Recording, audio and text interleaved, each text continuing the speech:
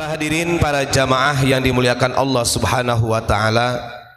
Alhamdulillah pada malam hari ini di malam Idul Adha kita masih diberikan istiqomah bersilaturahim yang mudah-mudahan tidak mengurangi keberkahan fadilah daripada silaturahim kita, yang mudah-mudahan dengan adanya silaturahim kita menjadi wasilah kumpulnya kita di hari kiamat di surganya Allah Subhanahu wa taala. Amin Allahumma amin.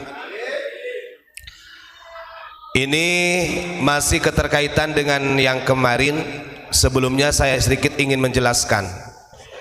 Malam kemarin saya diberikan telepon gitu ya oleh Abu Yamamah Ghufran bersama salah satu cucu dari Abu Yamamah Armin yang bernama Tubagus Lukman. Nah, Tubagus Lukman ini adalah salah satu di antara putra daripada Ibu Nyai Hajah Fatum.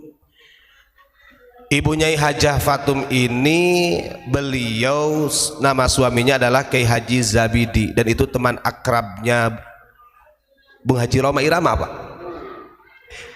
Jadi Pak Haji Roma Irama itu ternyata dulu sering ke Abu Yamamah Armin juga.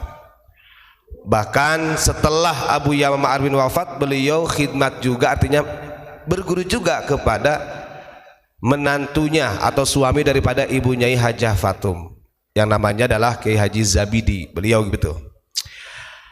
Nah, kemarin beliau menyampaikan dari apa yang disampaikan oleh Ibu Nyai Hajah Fatum. Kan ini kan ada orang yang memang ingin memutuskan secara tidak langsung tanpa sepengetahuan sejarah yang sebenarnya, seolah-olah Abu Yamamah Ghufran ini sanad keilmuannya tidak nyambung, kan begitu. Perlu kami tegaskan, dan kami tidak tidak menuntut orang itu harus percaya. Artinya hanya menyampaikan tabligh ya. Bahkan terakhir yang disampaikan oleh Ibu Nyai Hajah Fatum kepada Abu Yamamah Ghufran itu begini bahasa gampangannya. Pokoknya mah naon bae anu terjadi dek dibenci ku batur ku saha bae ulah diwaro. Bahasanya gitu. Jangan dihiraukan. Kapungkur oge sami cenah. Abah ende oge seperti kitu. Ya mungkin sekarang orang menganggap bahwa Abu Yamamah Armin ulama besar. Nah, nuju jumenengna Abah ende saurna begitu. Kalau waktu masih hidupnya Abah ende atau Abu Yamamah Armin, banyak dari kalangan orang-orang yang alim, orang yang berilmu juga menyalah-nyalahkan. Artinya di sini adalah spirit dan doa yang diberikan oleh Ummi Hajah Fatum kepada Abu Yamamah Ghufran. Nah, ini kan luar biasa. Kudu sabar, kudu kuat. Nah, ini Masya Allah. Makanya kita sering menyampaikan, kalau sekiranya itu adalah syak menjadikan keraguan, monggo tabayun. Artinya kita ini 24 jam standby di pesantren dan kita terima siapapun itu. Atau mungkin mau ziarah ke makbarahnya yang ada di Cibuntu Abu Yamamah Armin, monggo. Karena sepengetahuan saya, sebelum Abu Yamamah Ghufran mensyiarkan mengangkat daripada beliau gurunya Abu Yamamah Armin, itu sangat sedikit orang yang mengetahui. Sedikit. Sekarang saja banyak yang orang justru seakan-akan, oh iya saya tahu Mama Armin. Dulu kemana, kan begitu. Bahkan tempat makbarahnya beliau, kelambunya beliau itu dari dulu diurusnya oleh Abu Yamamah Ghufran. Nah, ini kan banyak orang yang nggak tahu di belakang layarnya. Makanya ya Masya Allah, dengan ramainya pada saat ini justru Ummi Hajah Fatum memberikan kekuatan. Ulah sieun, ulah keeng bahasa Sunda nama. Terus baik. Artinya ini adalah salah satu mandat yang diberikan oleh salah satu min dzurriyyah dari dzurriyyahnya Abu Yamamah Armin. Alhamdulillah. Begitu ya. Dan alhamdulillah.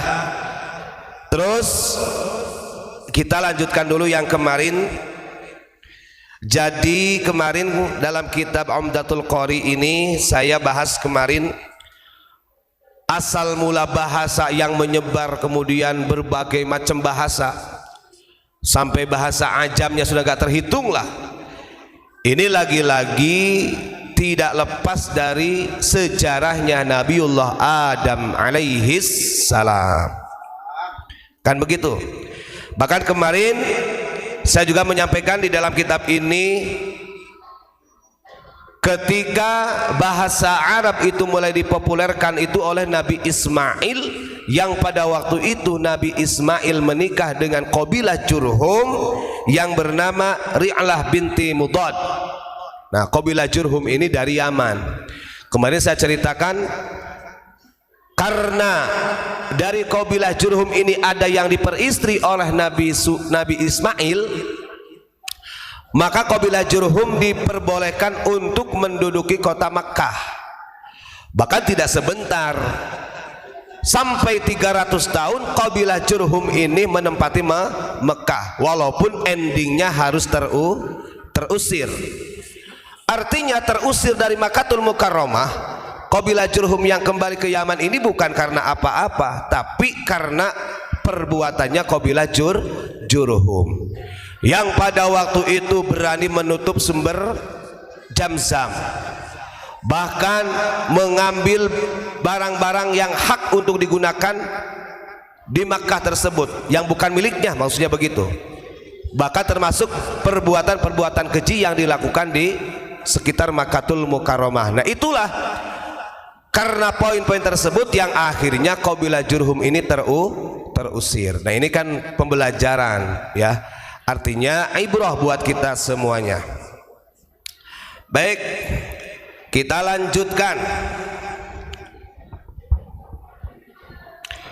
Wakila kana Adam. Nah, ini kalau kemarin kan ada wakana Adam alaihissalam yatakallamu bisuryani, yang di barisan atasnya dijelaskan bahwa Nabi Adam ini menggunakan bahasa Suryani. Ada juga yang menjelaskan bahwa kana Adamu alaihi salatu wassalam yatakallamu lughatal arabiyyata. Jadi ada juga ulama yang berpendapat bahwa Nabi Adam ini berbicaranya ini dengan menggunakan bahasa Arab. Falamma nazala ilal ardi hawalat lughatuhu ila suryaniyati. Nah, ketika Adam ini turun ke muka bumi atau nuzila diturunkan, barulah ketika turun ke muka bumi lughah Arabnya diganti menjadi Suryani. Jadi ada beberapa pendapat. Yang jelas tidak pernah melepaskan dari asal usulnya bahasa Suryani. Jadi ketika di surga Nabi Adam yatakallam bil lughatil arabiyyah. Ketika turun ke muka bumi akhirnya menggunakan bahasa Suryani. Nah, seperti ini redaksinya qila. Nah, ini harus dipahami. Ini kan repot, Pak. Kalau yang nggak ngaji kitab ini repot. Kalau yang nggak ngaji kitab repot, wah. Dari mana? Ini namanya qila, itu dikatakan menurut ulama begitu loh. Gitu ya.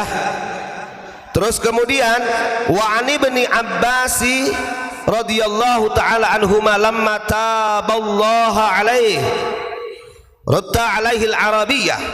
Nah, menurut Ibnu Abbas kan setelah turun ke muka bumi Nabi Adam ini kan berbicara dengan bahasa Suryani. Nah, ketika Nabi Adam bertaubat kepada Allah, beliau menggunakan bahasa Arab. Maka tercatat Rabbana ya Rabbana zalamna anfusana wa in lam taghfir lana wa tarhamna lanakunanna minal khasirin. Ini nyata ya. Jadi ketika beliau berdoa, bertaubat kepada Allah, beliau menggunakan bahasa Arab. Itu ya, saya kira hafal tuh doa-doanya. Terus kemudian wa an Sufyan annahu ma nuzila wahyun minas sama ila bil arabiyah. Nah, kalau menurut Sufyan, beliau mengatakan tidak ada satu wahyu pun yang diturunkan melainkan menggunakan bahasa Arab.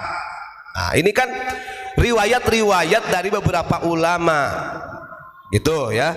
Dan beliau tidak pernah menafikan ya daripada bahasa yang lainnya. Artinya tidak menjadi salah satu yang absolut, yang kemudian ini salah tidak. Ini pendapat.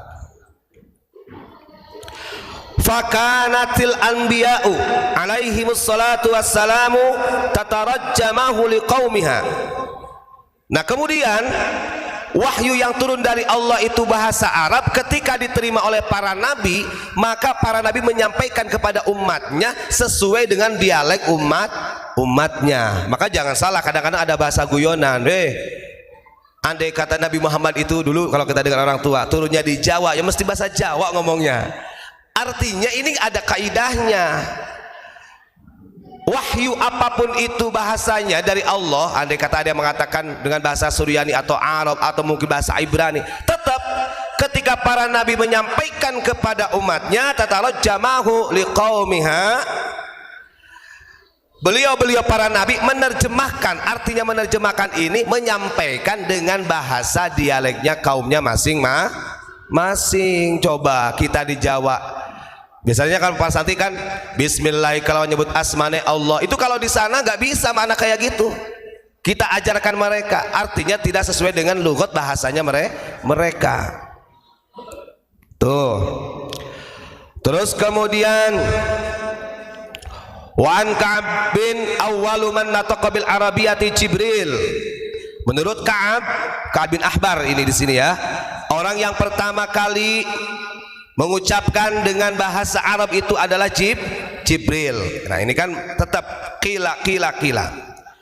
Terus fa in qulta ma aslu suryaniyati, dan andai kata ada yang bertanya terus bagaimana kaitannya dengan Suryani gitu kan. Ini kan banyak pendapat dari mulai zaman Nabi Adam sampai Nabi Ibrahim sampai sekarang kan begitu. Lalu kalau ada orang yang bertanya apa sih bahasa Suryani itu yang sebenarnya aslinya itu bagaimana?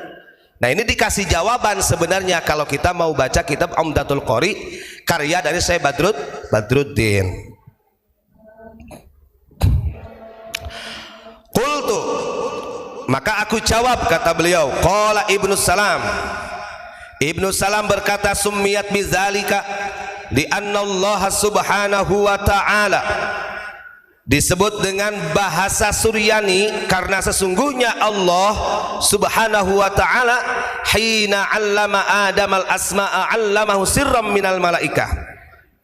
Karena ketika Allah mengajarkan Nabi Adam tentang nama-nama itu tidak diketahui oleh malaikat, artinya rahasia. Maka Suryaniyah ini ada serapan dari kata sirrun minal malaikah. Suryaniyah itu begitu, serapan daripada sirrun minal malaikah. Karena ada tuh dalam Al-Quran surat Al-Baqarah itu Allah mengajarkan langsung kepada Nabi Adam tentang nama-nama benda dan lain sebagainya gitu kan. Dan fungsi-fungsinya, karakter-karakter benda tersebut itu diajarkan langsung oleh Allah. Dan itu sirrum minal malaikah, tidak diketahui oleh para malaikat. Maka Suryaniyah ini juga serapan dari kalimat sirrum minal malaikah. Itu menurut Ibnu Salam. Terus kemudian wa antaqahu biha hina idzin, dan cara mengajarkannya Allah kepada Nabi Adam tentang nama-nama tersebut menggunakan bahasa Suryani pada waktu itu. Nah, makanya sering disampaikan oleh Al-Ustaz Abdul Mujib, yang jelas kalau bahasa Suryani itu adalah bahasanya ruh. Apalagi kalau kita menjelaskan di zaman sekarang yang utuh bisa memahami bahasa Suryani, ya wallahu a'lam bishawab, kan begitu. Makanya saya sering katakan dari beberapa karya ini, karya Abu Yamamah Ghufran dalam kitab Al-Basit. Nah, ini kan karyanya. Terus kemudian ada kitab Samawi. Kemudian juga ada kitab yang tentang Ihsan Kamil. Ada lagi beberapa kitab termasuk Burhan Al-Qudsi yang baru 4 yang kita syarahi, itu bermulanya dari Abjad Suryani. Itu dari Abjad Suryani. Ketika sudah menjadi buku seperti ini, semua orang akan bisa baca. Kenapa? Karena sudah kita terjemahkan dengan bahasa Arab dan bahasa Indonesia. Nah, buku ini juga pernah kita bacakan di kediamannya beliau, Kiai Haji Ma'ruf Amin. Alhamdulillah. Dan masih banyak. Dan alhamdulillah dari sekian banyak karya-karya Abu Yamamah Ghufran, ini yang baru selesai dan masih kita revisi ada 4 karya. Nah, ini mohon doanya aja dari semuanya. Karena untuk mengerjakan karya-karya ilmiahnya beliau ini tidak semudah yang dibayangkan, membolak-balikan tangan. Kita mengalami kesulitan yang sangat luar biasa dan ada beberapa tahapan yang harus kita lakukan di dalam mengerjakan, menerjemahkan daripada Abjad Suryani yang ditulis oleh Abu Yamamah Ghufran. Andai kata agak percaya, ya monggo datang ke sini, kita tunjukin tulisan aslinya beliau seperti ini, tahapan keduanya seperti ini, bahkan sampai jadinya kitab atau buku seperti ini, biar tidak disebut bohong. Nah, itu yang saya sampaikan. Baik, terima kasih. Mudah-mudahan kita semua selalu sehat, diberikan rahmat dan hidayah oleh Allah Subhanahu wa taala. Salam Pancasila. Assalamualaikum warahmatullahi wabarakatuh.